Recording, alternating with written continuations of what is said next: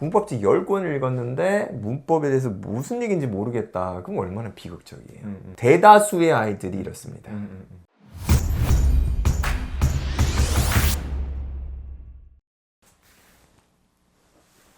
대치동 내부 고발자입니다. 오늘은 이제 공부에 시간을 많이 투자하는 것 같은데 성과는 좀 안 나오는 학생들이 어떤 경향이 있는지 그걸 좀 말씀드리겠습니다. 저희가 많이 보는 거를 말씀을 드릴게요. 직간접적으로 경험했던 것들을 말씀드리겠습니다. 첫 번째, 책을 많이 읽었다는데 알고 보면은 책을 많이 산 거예요. 근데 자기가 읽은 게 아니라 선생님이 책 내용 설명해 준 거를 잘 들었던 애들, 이런 애들은 명목상의 책을 봤던 권수가 많아도 큰 내실이 없다. 책을 공부했어요. 이렇게 말한 아이들이 보통 책을 안 읽고 책을 공부한 거죠. 그냥 책 내용을 들은 거예요. 이거 위험하다. 네. 그게 왜 안 좋냐면은 문장이나 단어나 다 이렇게 가까워지고 친해져야 되잖아요. 그게 아닌 이제 선생님 수업하는 거 듣기에 이제 친해지는 거죠. 그러다 보면은 이제 설명을 재밌게 그리고 자세히 즐겁게 할 수 있는 선생님을 자꾸 찾게 돼요. 스스로 읽어야 되는데 이럴 때는 오히려 재미없는 선생님이 나는 거죠. 선생님 재미없어. 그냥 제가 읽을게요.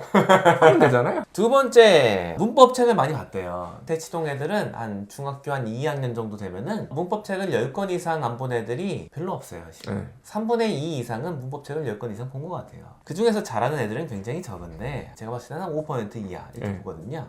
왜 그럴까 보면은 문법 책을 보는데 품사랑 문장 성분을 모르고 보는 거예요. 품사랑 문장 성분을 도구로 해서 다른 개념을 설명하는데 도구가 되는 거를 이해를 못하니까 설명 내용을 이해할 수가 없잖아요. 언어를 보면은 이제 내용을 알 수가 있는 거죠.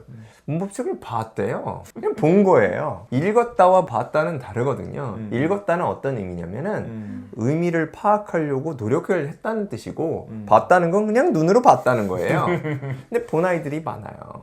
문법책 10권을 읽었는데 문법에 대해서 무슨 얘기인지 모르겠다. 그럼 얼마나 비극적이에요. 이런 애들이 많다. 대다수의 아이들이 이렇습니다. 요거는 체킹을 해주셔야 된다. 그리고 세 번째, 오답 정리를 하는지 봐야 된다. 오답 정리가 뭔지 몰라요. 중학교 학생들도 오답 정리 하자 하면은 뭐 어떻게 하는 건데요? 이렇게 반응하는 애들이 신규생으로 왔을 때 태반이에요. 태어나서 오답 정리를 제대로 해본 적이 딱히 없는 거예요. 오답 정리를 잘 못하죠. 자세히 어디다 써놓고 설명을 해도 하라 그러면 잘 못해요. 오답 정리 한 걸 보고 옆에다가 확인한 다음에 이건 이렇게 해야 된다 이렇게 코칭해야 돼요. 공부 잘하는 애들도 그래요. 그리고 이제 맨날 확인해야 되고. 근데 그게 없으니까 아이들이 오답 정리하라 그러면 나는 5번 틀렸어요. 왜 틀렸어? 피곤해서요. 이렇게 적는다니까 오답을 정리했습니다. 이런 학생들이 많아요. 상당수는 확인 안 했으면 채점도 안 해요. 문제를 풀었는데 문제 풀라고 했잖아요. 그래서 풀었어요. 채점은 안 했어요. 왜? 하라고 했어요? 뭐 이런 거예요, 반응이. 피곤한 과정을 해야 되는 게 뭐냐면은 시험을 하나 봤어요. 그럼 다 적어야 돼요. 저는 그냥 다 공개적으로 해요. 자, 몇 점 나왔어? 말해. 모든 아이들이 다 들을 수 있도록 중요도가 높아지는 거예요. 그리고 적어요. 이게 문자로 가고 성적표에 남아요. 부모님한테도 공개가 되고 다른 사람한테 다 공개가 되는 거예요. 이게 중요하고 두 번째로 이제 그거에 대한 오답 정리를 하는데 다 읽어봐야 돼요. 안 읽어보면은 꼼수 부리잖아요. 대충 써놓고 이 내용대로 풀면 이건 맞출 수 없는데 근데 그 오답 정리라고 해놓잖아요. 그러면 그 읽어봐야 돼요. 잠깐이라도 읽어보고 이거 이상해 다시 해. 공부를 잘하는 애들도 이래요.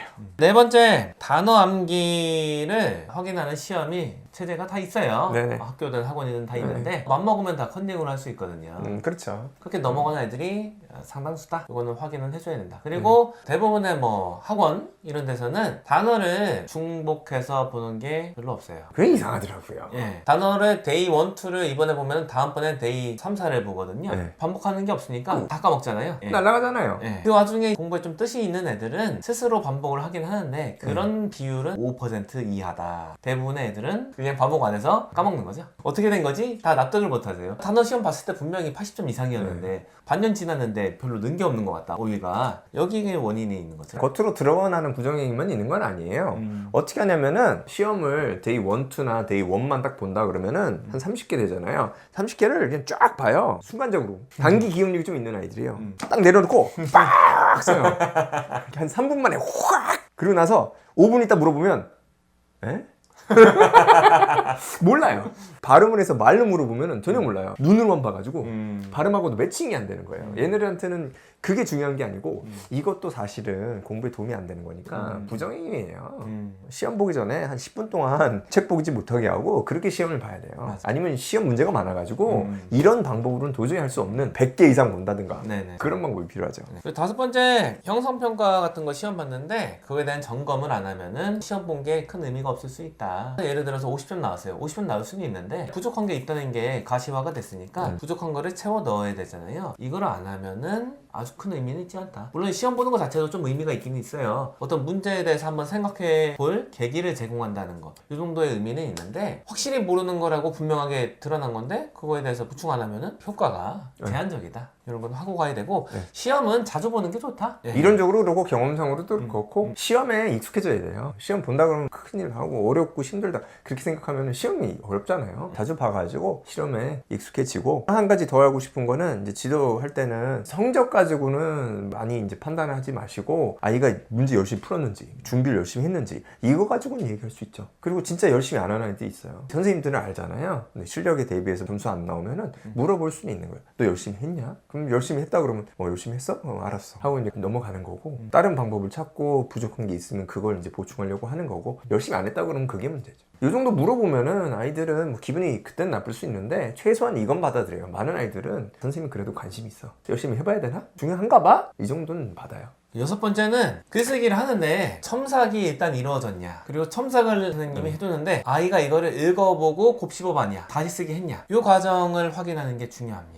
글 쓰는 것 자체도 의미는 있어요. 아무도 읽어봐 주지 않고 자기 혼자 썼더라도 도움이 되긴 된다고 저는 보거든요. 더 이게 큰 도움이 되려면은 자기가 좀 서툴게 쓴 부분이 있으면은 누가 이거를 봐줘서 교정을 해준다든지 혹은 하나하나 교정을 안 하더라도 너는 앞으로 이런 종류의 글들을 많이 읽어보면은 쓰는 게 개선이 될 거야. 이 정도로라도 말을 해주면은 더 이제 큰 효과를 누릴 수가 있는데 그런 과정을 다 안 한다면은 굉장히 효과가 좀 제한적일 수가 있다. 저는 뭐 이거에 대해서 생각이 많고 굉장히 중요한 부분이죠. 글쓰기가 우리 학습에서 굉장히 큰 비중을 차지하잖아요. 뭐 사람들 다 말하잖아요. 영어로 쓰는 능력 중요하다. 나중에 회사 가서 일한다고 해도 다 그냥 문서로 일하잖아요. 이메일 오고 회신하고 이런 거가 일의 한 부분인데 그런 거를 봐서도 쓰기 중요하고 중고등학교 내신에서도 쓰기가 변별력이 있는 부분이잖아요. 점점 많아져요.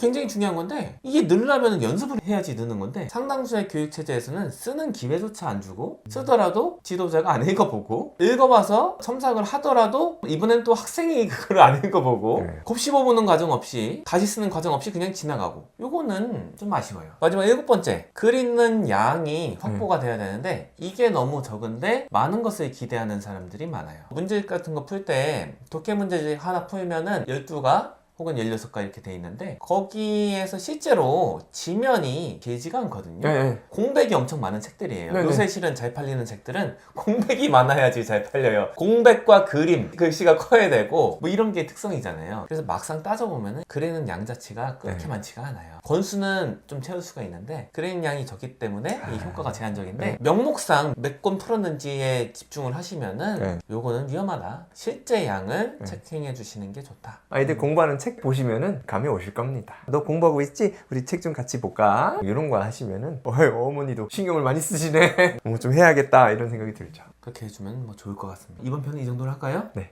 감사합니다.